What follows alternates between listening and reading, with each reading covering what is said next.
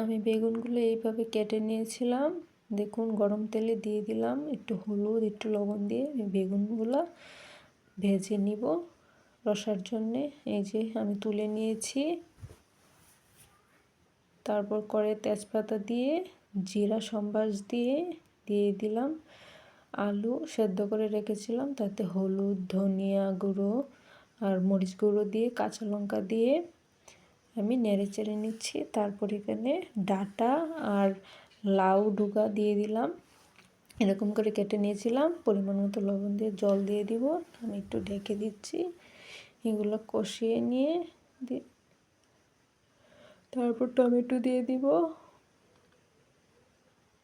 দিয়ে নাড়িয়ে চাড়িয়ে নিচ্ছি দেখুন। তারপর ভেজে রাখা বেগুনগুলো দিয়ে আর একটু নাড়িয়ে চাড়িয়ে সুন্দর কষিয়ে নিয়েছি।